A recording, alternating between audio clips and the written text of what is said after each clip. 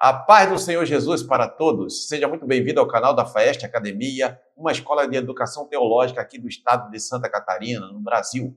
Eu sou o pastor Reginaldo de Souza e nesta videoaula nós traremos subsídios da lição 13 do quarto trimestre de 2024 da revista Adultos da CPAD, lições bíblicas que estamos estudando neste trimestre sobre as promessas de Deus. Confie e viva as bênçãos do Senhor, porque fiel é o que prometeu. Chegamos então a essa última lição e estaremos juntos então encerrando mais um trimestre para a glória do Senhor Jesus.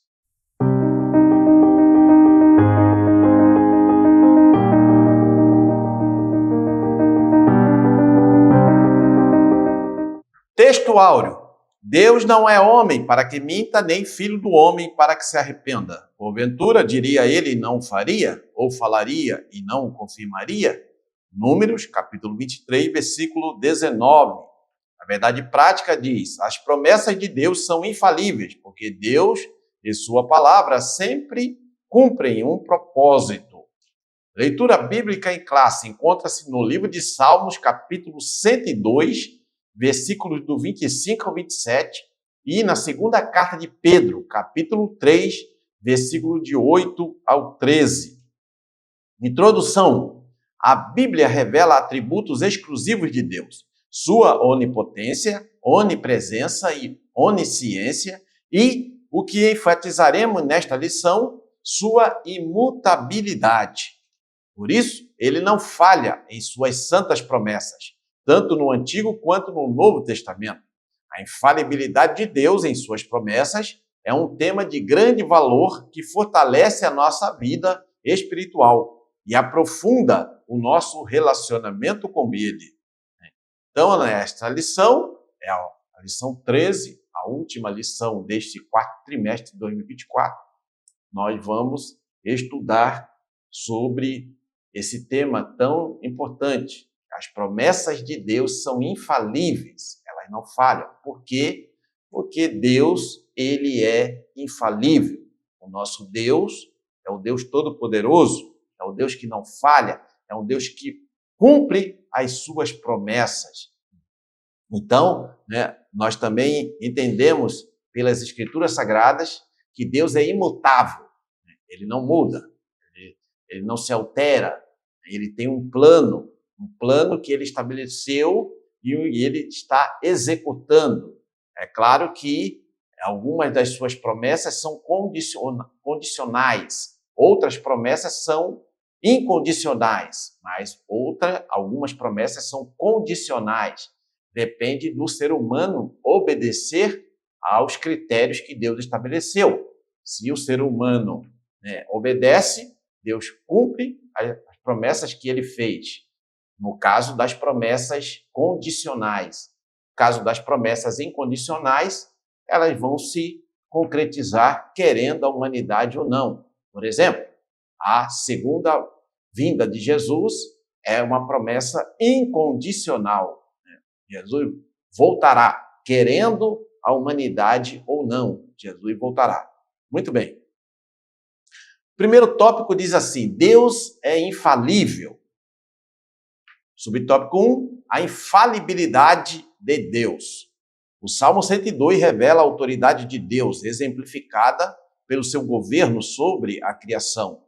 O salmista faz o contraste entre Deus e sua criação. O que há na criação um dia passará, envelhecerá e mudará. Mas o Criador não muda, ele permanece para sempre. A imutabilidade de Deus revela que ele é infalível. Na Bíblia, não há uma só referência que mostre que Deus falhou em seus planos, palavras e promessas. Ele é absoluto, infalível e imutável.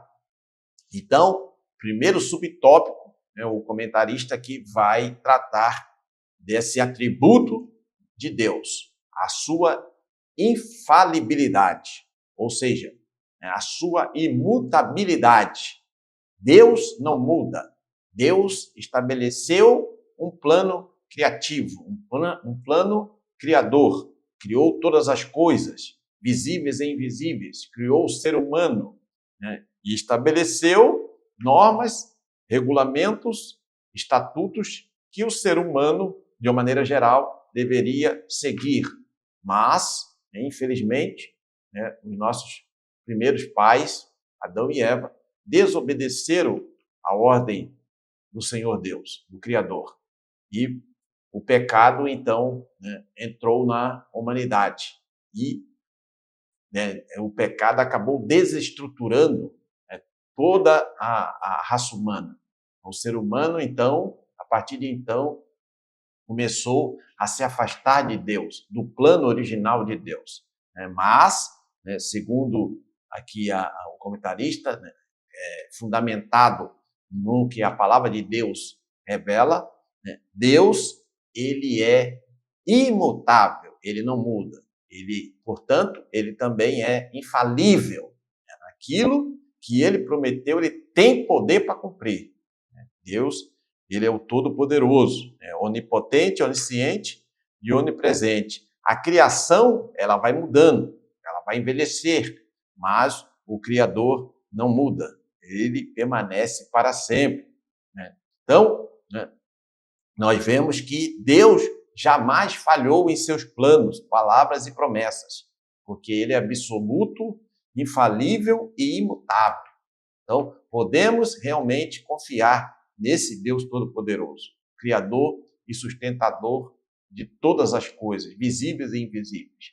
Por quê? Porque ele tem todo o poder para cumprir aquilo que ele prometeu. Subtópico 2, uma promessa infalível.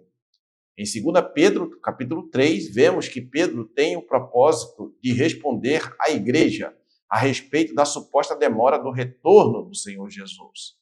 Ele explica que o tempo de Deus é diferente do nosso, pois ele é o Criador e nós somos as criaturas. O motivo de o Senhor ainda não retornar para não nos buscar nada tem que ver com alguma falha em sua promessa, mas por sua longanimidade e bondade, pois não deseja que o ser humano se perca. Ele é paciente, mas haverá um momento em que o Senhor voltará, surpreenderá a muitos e transformará todas as coisas. A promessa de sua vinda é infalível. É aquilo que eu falei no meu comentário no subtópico anterior, que a promessa da vinda de Jesus ou da volta de Jesus, ela vai se cumprir querendo o ser humano ou não, querendo a humanidade ou não, porque é uma promessa incondicional. Nós estudamos já sobre essas promessas condicionais e incondicionais, mas aqui nós vemos que o motivo de o Senhor ainda não ter retornado para buscar a sua igreja, para concretizar o plano escatológico que Deus estabeleceu na sua palavra, é devido ao fato de que Deus é misericordioso. É um outro atributo de Deus. Deus é misericordioso. Ele não quer que o ser humano se perca. Por isso o evangelho está sendo pregado, as boas novas de salvação em Cristo continuam sendo anunciadas mundo afora, para que mais pessoas possam ter um encontro real e salvífico com a pessoa bendita do Senhor Jesus Cristo. Portanto, ele é paciente, Deus é paciente. Por isso é que ele não destrói logo essa humanidade pecadora, ele arrebata a igreja do Senhor Jesus e destrói o restante, porque ele é misericordioso, ele é bondoso, ele é amoroso, ele é paciente, e nessa dispensação da graça de Deus, que é a dispensação que nós estamos vivendo, a oportunidade de salvação está aberta para toda a humanidade. Mas, infelizmente, muitos ouvem o evangelho, mas não querem aceitá-lo. Mas a promessa da volta de Jesus está prestes a se cumprir. E Deus, que é o Todo-Poderoso, infalível, imutável, ele vai cumprir essa promessa e o Senhor Jesus virá, sim, buscar a sua igreja aqui na terra e executar, concretizar o plano para o fim dos tempos. Subtópico 3, a palavra infalível de Deus. Ao longo da Bíblia, vemos que Deus cumpre suas promessas, conforme lemos em Reis. Bendito seja o Senhor, que deu repouso ao seu povo de Israel, segundo tudo o que disse. Nenhuma só palavra caiu de todas as suas boas palavras que falou pelo ministério de Moisés, seu servo. 1 Reis, capítulo 8, versículo 56. Esse texto confirma a infalibilidade de Deus em cumprir suas preciosas promessas. Ele não esquece nenhuma delas, porque é zeloso para cumprir o que prometeu. Jeremias 1, versículo 12. A Bíblia, a palavra de Deus, é a fonte de promessas infalíveis para as nossas vidas.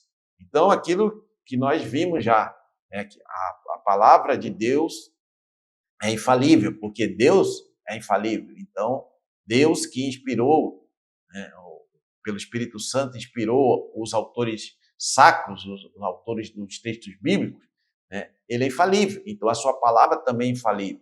E nós vemos que as promessas infalíveis, ou melhor, as promessas incondicionais que Deus fez ao povo de Israel, a Abraão, a Isaac e Jacó, ele as cumpriu. Nenhuma delas caiu por terra. Agora, as promessas que eram condicionais, que dependiam da obediência do povo de Israel, como o povo de Israel, ao longo da sua história, né, teve vários momentos de desobediência e rebeldia contra Deus e sua palavra, essas promessas, então, não se cumpriram. Mas isso não significa que Deus, né, não pôde cumprir ou melhor, que Deus não cumpriu as suas promessas, né, conforme ele havia falado pelo ministério dos seus servos, dos profetas. Não, é porque o povo não fez a sua parte nas promessas condicionais, mas nas promessas incondicionais, por exemplo, ele falou para Abraão que a sua descendência seria numerosa como a areia do mar, como as estrelas do céu. Essa promessa era incondicional. Não dependia somente da obediência do povo, mas era o que realmente, de fato, aconteceria, porque Deus ele ia agir para que, a partir de Abraão, o povo de Israel se multiplicasse, né, grandemente. E isso, de fato, aconteceu, e o povo, os descendentes étnicos, né, físicos de Abraão, estão até hoje vivos na terra, que são, né, os judeus. Eles continuam lá habitando na Palestina e também moram em vários países do mundo, estão espalhados pelo mundo todo. Então, isso mostra que, né, realmente a palavra de Deus ela é infalível. Tópico 2. Deus não mente nem se arrepende. Subtópico 1. Deus não mente nem se arrepende. Em Números, lemos que Deus não mente, nem se arrepende. Números 23, 19. Ao longo do capítulo 23, há um contexto que reforça a verdade de que o Altíssimo não mente, nem se arrepende. Por ocasião da tentativa de Balaque em fazer com que Balaão amaldiçoasse o povo de Israel, lemos que, ao introduzir a mensagem da palavra de Deus, que não agradaria a Balaque, Balaão enfatizou que Deus não mente nem se arrepende, para em seguida arrematar. Eis que recebi mandado de abençoar, pois ele tem abençoado, e eu não o posso revogar. Número 23, 20. Assim, Balaão não podia fazer o que Deus não havia decretado. Então, aqui nesse primeiro subtópico, né, nós vamos ver, baseados aqui no livro de Números, aquela passagem lá de Balaão, Balaque, né, que Balaque, o rei moabita, né, chamou Balaão para amaldiçoar o povo de Israel, e Balaão disse para ele que não podia, porque Deus já tinha abençoado o povo e não tinha o que fazer. Deus, né, não é homem para que minta, nem filho do homem para que se arrependa. No sentido de que, né, assim como o ser humano ele toma uma decisão hoje e amanhã, dependendo das circunstâncias, ele pode mudar, ele pode até tomar uma outra decisão contrária, totalmente contrária àquela primeira que ele tomou. Deus jamais vai fazer algo parecido. Deus, como eu já falei, né, Deus ele é imutável. Ele estabeleceu um plano e, se o ser humano, nas promessas que Deus fez, que são condicionais, se o ser humano cumpriu a sua parte, né, Deus vai cumprir infalivelmente a parte dele. Então, Deus não age como ser humano. Ele ele não pensa como ser humano. Deus é Deus. Ele está bem acima aqui da sua criação. Deus é transcendente, ele é imanente, mas Deus, né, ele não tem a mesma maneira de pensar, obviamente, né, que o ser humano tem. O ser humano ele é mutável, ele vai mudando de acordo com as circunstâncias, essa que é a verdade. Então, mas aqui o comentarista deixa bem claro, né, que é a palavra de Deus, que Deus ele não age assim, de ficar mentindo, vou fazer e não faz, marquei com você um horário não vou, desmarco. Deus não é desse tipo de ser, obviamente. Não podemos nem imaginar Deus sendo assim. Mas é claro que a palavra de Deus usa expressões, usa palavras para que o ser humano consiga entender. Que se Deus fosse revelar toda a sua glória, tudo que a sua natureza, como ele, de forma absoluta, o ser humano não tem condições de entender. Se o próprio texto bíblico, os 66 livros da Bíblia, já em muitas passagens já gera muita controvérsia e polêmica, e os estudiosos já não chegam a um denominador comum, a um entendimento comum. Agora, você imagina a revelação plena de Deus. E nós, que somos servos do Senhor Jesus Cristo e fomos fiéis até o fim, nós teremos esse privilégio de conhecê-lo como ele realmente é. Estar na presença dele por toda a eternidade. Então, mas hoje, nós vivendo neste tabernáculo terreno, que é o nosso corpo humano, com a nossa mente finita, com a nossa mente limitada, nós não temos condições de entender, obviamente, né, tudo o que significa os atributos de Deus, a glória de Deus, o poder de Deus, a mente de Deus. Nós não temos condições. Nenhum ser humano tem. Por isso é que a Bíblia usa expressões que o ser humano, né, consegue captar, entender. Então, quando a Bíblia fala se arrependeu, o ser humano já sabe o que significa. Que é dar aquela volta de 180 graus, né? Se estava indo para a direita, vai para a esquerda. Se estava indo para a esquerda, vai para a direita. Se estava indo para frente, vai para trás. Se está indo para trás, vai para frente. Isso é arrependimento. Então, o ser humano consegue entender, né, esse conceito, mas é só para o ser humano entender, porque não representa a essência de Deus, o atributo da imutabilidade de Deus. Subtópico 2. Deus se arrependeu? Em Gênesis capítulo 6, lemos que Noé construiu uma arca para a salvação dele, de sua família e dos animais, por causa da destruição que viria devido à grande corrupção e violência da sociedade de sua época. Gênesis capítulo 6, versículos 3 e 14. Entretanto, esse mesmo texto diz que Deus havia se arrependido de ter feito o ser humano, pois pesou-lhe o coração ao contemplar o caminho de corrupção e violência que a humanidade decidiu trilhar. Assim, poderíamos nos perguntar, afinal de contas, Deus se arrepende? Subtópico 3, uma aparente contradição. Em Números, lemos que Deus não se arrepende. Números 23, 19. E em Gênesis, que ele se arrependeu. Gênesis 6, versículo 6. Contudo, em Gênesis 6, o arrependimento nada tem a ver com algo que ele tenha feito de errado ou alterado um plano original, mas sim com o que a humanidade fez com o plano e o propósito que o Senhor havia delineado para ela desde sempre.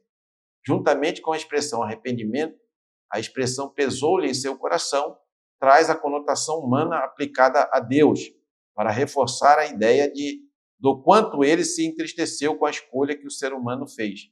Na teologia, damos o nome a esse fenômeno, presente nas Escrituras, de antropopatismo, ou seja, a forma que o autor sagrado usa para atribuir características humanas a Deus, no sentido de que a mensagem fosse mais bem compreendida pelo leitor do texto sagrado. Em Gênesis 6, a falha não estava em Deus, mas no ser humano. O arrependimento de Deus não era em relação ao seu plano criador, mas ao ato rebelde do ser humano. Então, nós deixamos aqui para comentar o subtópico 2, que é Deus se arrependeu? A pergunta. E o subtópico 3, uma aparente contradição, porque trata do mesmo tópico, do mesmo tema. Então, nós vemos que em Números diz que Deus não é homem para que se arrependa, conforme nós vimos no primeiro subtópico. E em Gênesis, ele diz que Deus se arrependeu. Então, há realmente uma aparente contradição. Mas, na verdade, quando você entende que aqui Deus está usando uma figura de linguagem chamada antropopatismo, que significa que Deus se apresenta em forma humana, ou melhor, Deus se manifesta ali, se revela com características humanas para que o ser humano possa entendê-lo, é que se usa essa expressão arrependimento, referindo-se a Deus. Por quê? Porque o ser humano, como eu já falei, não tem condições de entender a revelação plena de Deus. Você veja que quando o apóstolo Paulo foi arrebatado ao terceiro céu, ele ouviu palavras inefáveis que ao homem não é lícito referir. Porque o ser humano aqui, vivendo aqui na Terra, não tem condições de entender aquilo. Ia parecer loucura se o apóstolo Paulo tivesse falado as coisas que ele viu e ouviu.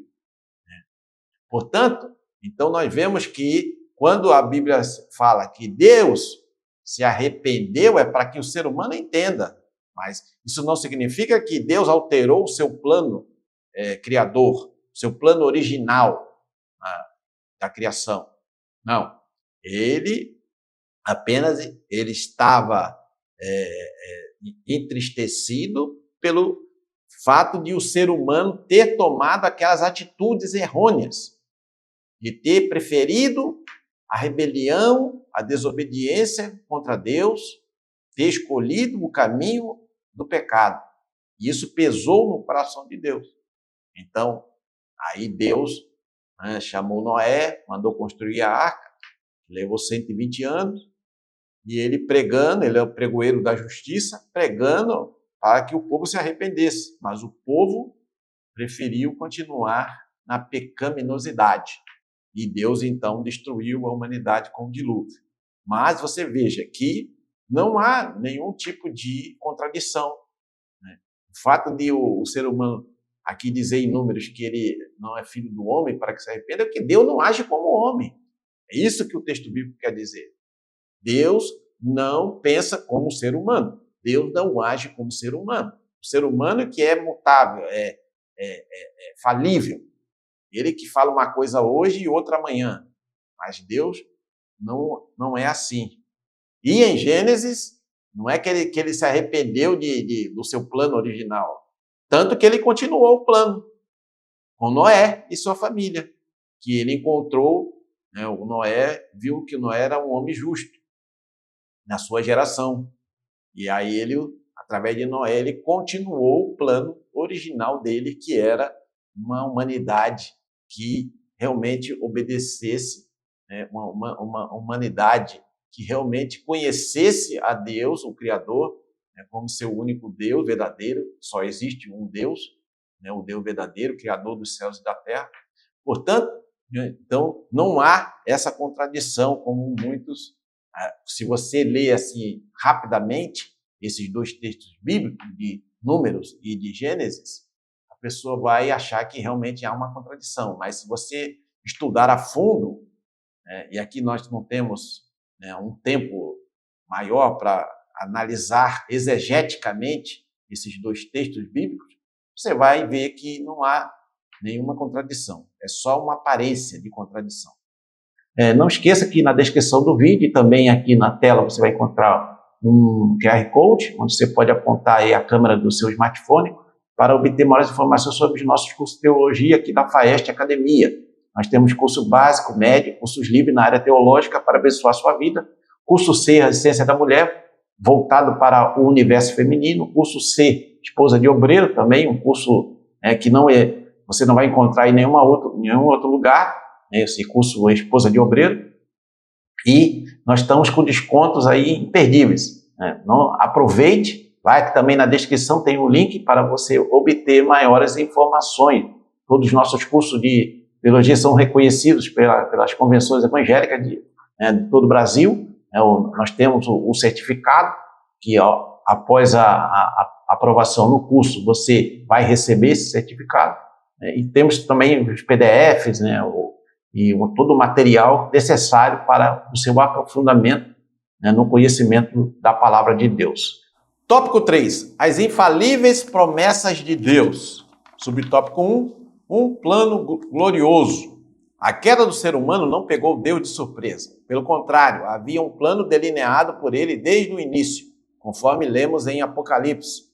E adoraram-na todos os que habitam sobre a terra, esses cujos nomes não estão escritos no livro da vida do Cordeiro, que foi morto desde a fundação do mundo. Apocalipse, capítulo 3, versículo 8. Um plano glorioso que, segundo o conselho da sua vontade, já havia sido planejado por meio de Jesus, o nosso Salvador. Assim, o mistério da salvação foi revelado como promessa infalível de Deus. Essa era a promessa que Deus havia estabelecido desde antes da fundação do mundo. O plano da salvação, em Cristo Jesus, o Cordeiro de Deus que tira o pecado do mundo. Então, antes do ser humano pecar contra Deus e sofrer ali a queda e for expulso do Jardim do Éden, Deus já sabia que isso ia acontecer, porque Deus, ele é presciente, ele é onisciente, né? Ele não vive na linha do tempo, passado, presente e futuro. Deus, ele é eterno, já conhece todas as coisas. Então, Deus já sabia que isso aconteceria e Deus já havia preparado, então, um plano redentivo através da pessoa bendita do Senhor Jesus Cristo. Né? Então, Deus, a partir da sua revelação inicial ali em Gênesis, em 3,15, que é o proto-evangelho, Deus já mostrou, né, que haveria redenção para a humanidade caída.